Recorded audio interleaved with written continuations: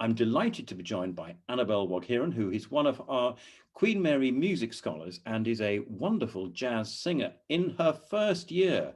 Well, what a first year it is, isn't it, Annabelle? Yes, very much so. Now, Annabelle, what are you studying at Queen Mary?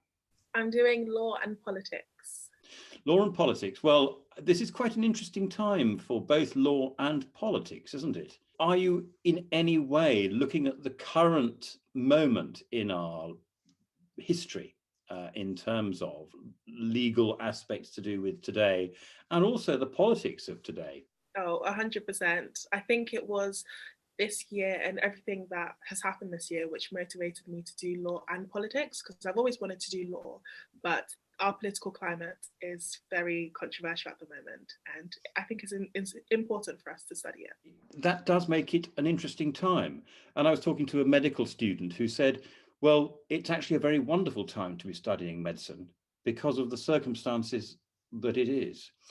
But it's not such a good time to be studying music, is it? No. The very thing, of course, that one wants to be doing and working together and making music together is impossible. Hence we're doing this. Annabelle, I know that jazz and music is very important to you. Where did it all begin in your life? To be honest, I don't remember my life without music, because I grew up in the church, and that's probably the root of all of my music love. From church, around gospel music and sort of Christian music and stuff like that, because I was very much involved with my church while growing up. And it was from there, because my mum's also a singer, and she sort of, following her to rehearsals and stuff like that, that was probably where it began. But I would say that it was probably harnessed during secondary school, and that's when I started getting music lessons and being involved within my music at school.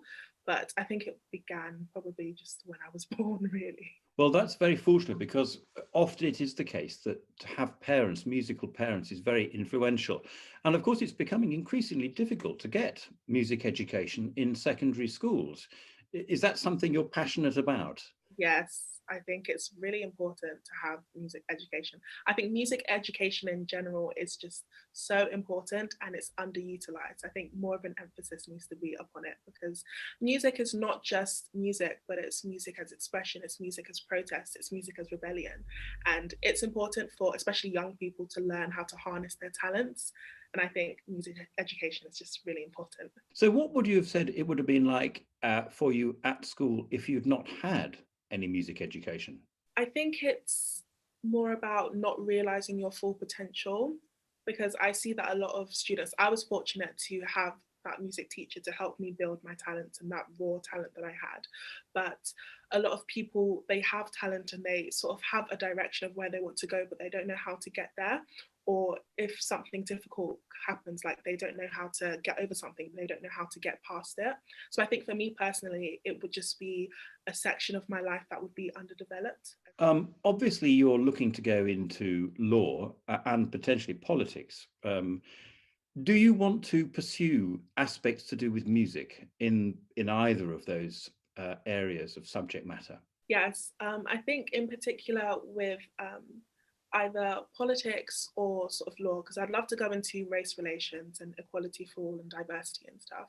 And I would love to sort of promote a diverse range of music in general. And I'm not sure particularly how I will do that, but whether it's being a lawyer for a music label, or it's other things. But I would like to help promote diverse music in whatever I do. Have you had in your time, either at school or in your personal life, a particular moment in music that has remained with you, or a special memory? I'd say it's one of two. And the first one was probably when I performed at Disneyland. I thought that was very exciting. It was when I went on a music tour with my secondary school, and the last place we went to was Paris. And it was actually a surprise because we didn't know we were going to Disneyland Paris. And I sang Respect by Aretha Franklin in Disneyland Paris. So that was really fun. And I think the second one was probably the last time I ever sang in my secondary school. And it was important. I don't think it's memorable to most people, but it's sort of struck a chord within me because, first of all, my music teachers are there, and it was nice to sort of thank them for all of the work that they've put into me. So I show it through my singing, and I sang about 3 songs, and the first one was a song that I created. And first of all, the feeling of performing a song that you've created and you've put your heart and soul into is just incomparable.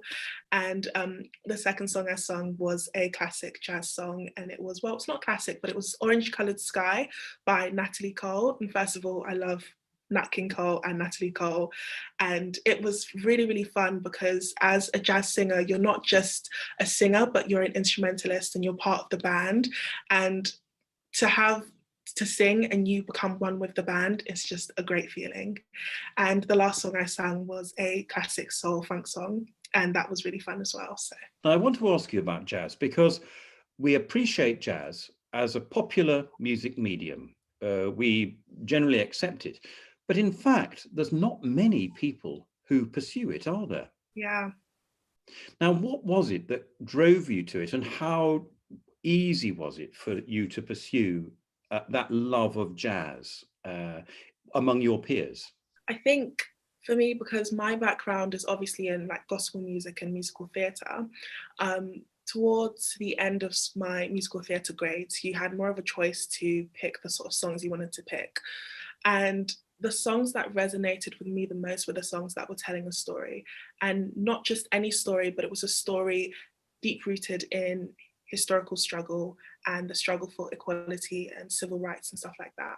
And jazz as a genre is built off of the struggle of people of color within the USA.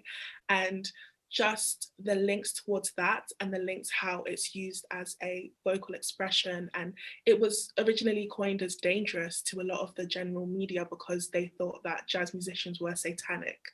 But it was actually just them expressing what's happening and trying to explain about the issues that are happening now. And as I became more passionate about these issues, jazz sort of found me because it explained everything that I couldn't explain in words. I think it's really amazing because in the US, jazz in general, just the foundations of jazz was built on the struggle, and it was them trying to rebel. Whereas now, especially in the UK, jazz is a melting point for different cultures and different sort of, it's basically where everybody comes together and we integrate. And I think that's really, really important. And it's the future. That's why I think it's so important. It's the future of how we should be in the future. Like, especially in the UK, the jazz scene is just amazing. You're quite right. And in fact, all music is an international language, isn't it? Mm-hmm.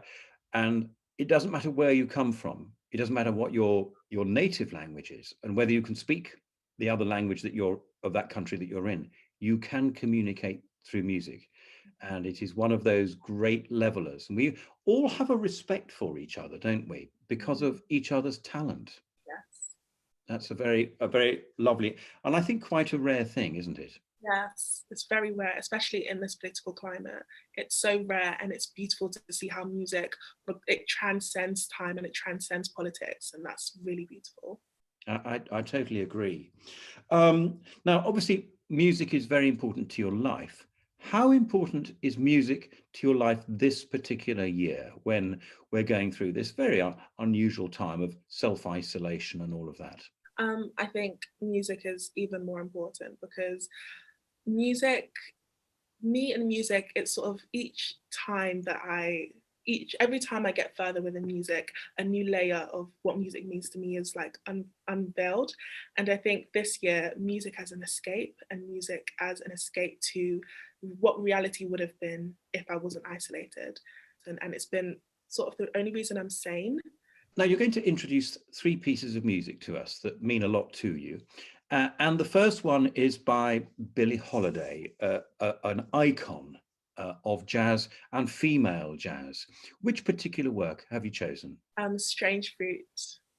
I just think it's a staple mark song, not only because of her technique and her beautiful voice, but music as a form of rebellion. And some people say that this was the song that eventually led to her dying. And I think it's important that we all recognize what she was trying to make aware of and how she was doing it and how important that song is and how important she is for music and jazz and civil rights in the USA. And your second song comes from the musical Hairspray. Tell us about this and why you've chosen it.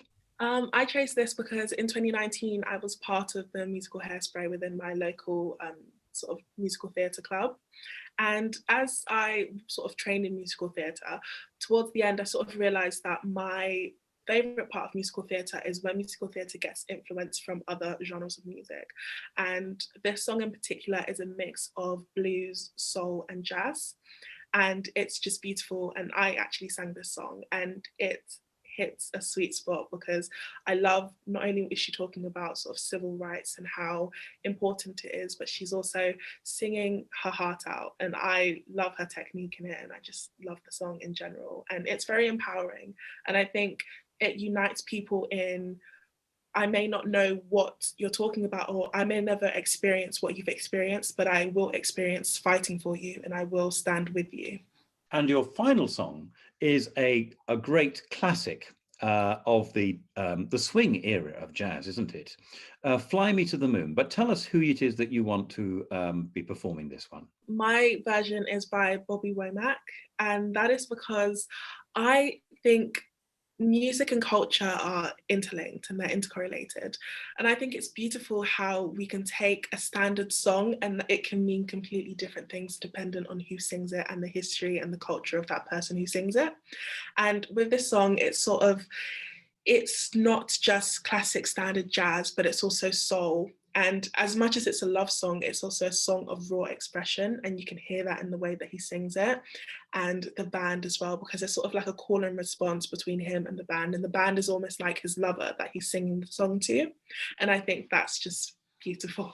Well, Annabelle, we're going to look forward to hearing all of those pieces. And I wish you oodles of good luck. And I look forward very much to actually meeting you in person.